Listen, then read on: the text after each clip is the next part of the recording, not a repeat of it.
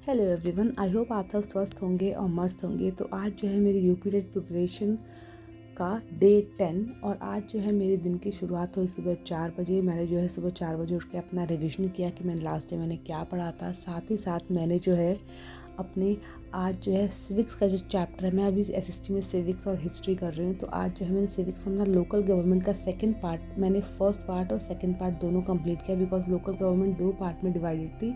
मैंने दोनों chapters complete कर लिए हैं। साथ ही साथ मैंने हिस्ट्री में गुप्ता पीरियड शुरू किया है, जो कि मेरे नोट्स कंप्लीट नहीं हुआ पूरा। मैंने पढ़ तो लिया है चैप्टर, बस नोट्स मुझे कंप्लीट करना है, आधा बचता है। तो वो मैं नेक्स्ट डे पक्का ट्राई करूँगी कंप्लीट करने का। साथ ही साथ मैंने अपने बिजनेस इकोनॉमिक्स में, जो कि मेरा कॉमर्स का सब्जेक्ट है, उसमें मैंने थ्योरी ऑफ प्राइसिंग का सेकंड पार्ट, जो सेकंड हाफ जो है वो जो बच गया था, मैंने वो कंप्लीट किया है।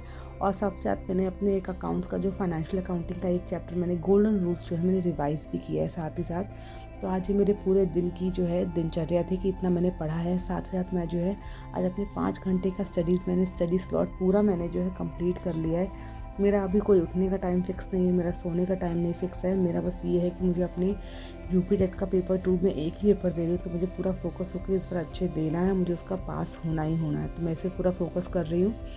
आई नो वो उतना जो है हेल्दी अभी पैटर्न में नहीं कर रही हूँ, बट ये कुछ समय की बात है। दोबारा मैं हर चीज़ अच्छे से जो है शेड्यूल जो है फॉलो करूँगी, शेड्यूल ज़रूर मैं बनाऊँगी।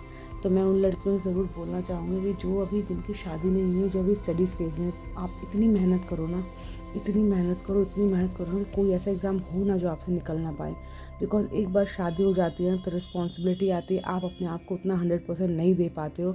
और आपको शुरू में भले लगता हो कि नहीं यार, मुझे जॉब करने की ज़रूरत नहीं है या मुझे फाइनेंशियल इंडिपेंडेंट होने की ज़रूरत नहीं है। बट जब आप एक सर्टन एज का क्राइटेरिया को जब आप क्रॉस करते हो ना, तो आपके माइंड में फिर से आता है कि नहीं यार, मुझे जो है अपना फाइनेंशियल इंडिपेंडेंट पहले हो जाना चाहिए था, वो मुझे आगे लाइफ में ज़रूर हेल्प करता। तो मैं चाहती हूँ कि एटलीस्ट एवरी गर्ल, उसको ये रिग्रेट तो कभी भी ना हो कि यार मैंने जो है अपने आप को फाइनेंशियली इंडिपेंडेंट नहीं कर पाई। अब भले कुछ करो या ना करो, अपने आप को फाइनेंशियली इंडिपेंडेंट ज़रूर करो शादी से पहले। बिकॉज वो आपके लिए बहुत ज़रूरी है, आपके कॉन्फिडेंस के लिए ज़रूरी है, आपकी अच्छी लाइफ के लिए ज़रूरी है। और आप अपना टेक केयर कर सको, अपनी फैमिली का टेक केयर कर सको, उसके लिए चीज़ के लिए बहुत ज़रूरी है। तो जो लोग अभी अपने प्रिपरेशन फेज़ में हो, जिनकी अभी शादी नहीं हुई है, तो आप इस चीज़ का स्ट्रेस मत लो कि पेरेंट्स के ने सर के ऊपर शादी की तलवार रखी है। आई नो ये स्ट्रेस रहता है, ये बहुत बड़ा स्ट्रेस है, बट फिर भी उससे बड़ा स्ट्रेस ये है कि आप अभी तक फाइनेंशियल इंडिपेंडेंट नहीं हो। तो आप जो है फाइनेंशियली इंडिपेंडेंट होने के लिए अपनी पूरी जी जान लगा दो। बिकॉज एक बार शादी हो गई, एक बार रिस्पॉन्सिबिलिटी आ गई, तो आप जो है सर्टेन चीज़ें तो आपको करनी पड़ेंगी। ऐसा नहीं है कि आप ये चीज़ छोड़ कर अपने आप को 24 घंटे जो है पढ़ने को दे सकते हो। अभी क्या है कि अभी आपको कोई रिस्पॉन्सिबिलिटी नहीं है, किसी के लिए आप रिस्पॉन्सिबल नहीं हो, आंसरेबल नहीं हो, अकाउंटेबल नहीं हो। तो अभी आप जो चाहो वो कर सकते हो। आप चाहे तो 24 घंटे में से 15 घंटे, 12 घंटे पूरा दिन पढ़ सकते हो। चाहे तो सुबह उठ के पढ़ सकते हो, रात में पढ़ सकते हो, जब मन हो तब पढ़ सकते हो, जैसे चाहो वैसे पढ़ सकते हो। बट एक बार शादी हो जाए तो आपको जो है पढ़ना भी बाकी चीज़ों के हिसाब से एडजस्ट करना होगा। अगर आपको पढ़ने का सोचना है तो भी एडजस्ट करना पड़ेगा, हर चीज़ आपको एडजस्ट करके चलनी पड़ेगी। तो अगर आप चाहते हो कि आप लाइफ में आपको एडजस्ट ना करना पड़े, तो आप पहले ही अपने आप को फाइनेंशियल इंडिपेंडेंट कर लो। और लड़कियों के लिए वो बहुत ज़रूरत है, बहुत ज़्यादा ज़रूरी है।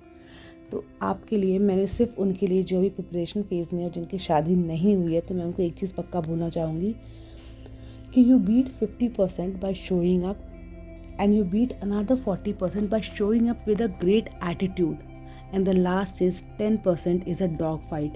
यानी कि जब आप एवरी डे जब उठ के जो है अपने पढ़ाई के लिए आप जो टाइम देते हो ना, 50% तो वहीं जीत जाते हो।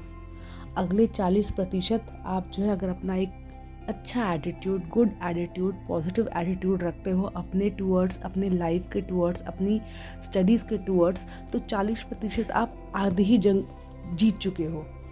सिर्फ जो है 10% जो होती है जिसके लिए आपको लड़ाई करनी है। तो ये मैं सबको बोलना चाहूँगी कि आप जो है, जो भी ये मेरा व्लॉग देख रहा है, वो तो ये पक्का है कि 50% को वो ऑलरेडी बीट कर चुका है, और अनदर 40% वो जो है उस बीट को बीट करने की कगार पे है। और सिर्फ हमें 10% के लिए जो है लड़ाई करनी है। तो मैं सबके लिए बोलना चाहूँगी, सिर्फ उनके लिए नहीं जो कि प्रिपरेशन फेज़ में जो मैरिड नहीं है, जो मैरिड भी है, जो भी चाहते हैं कि फाइनेंशियल इंडिपेंडेंट होना चाहती हैं, तो आपका कंपटीशन सिर्फ 10% है और इससे ज़्यादा कुछ नहीं है। तो बस उस पर फोकस कीजिए और एवरीडे शो अप कीजिए with great attitude, with positive attitude and with a beautiful smile on your face, and you will have a great life ahead. तो मैं आज जो है मैंने इतनी ही पढ़ाई की थी। अब मैं आपसे मिलूँगी कल एक नए दिन के साथ।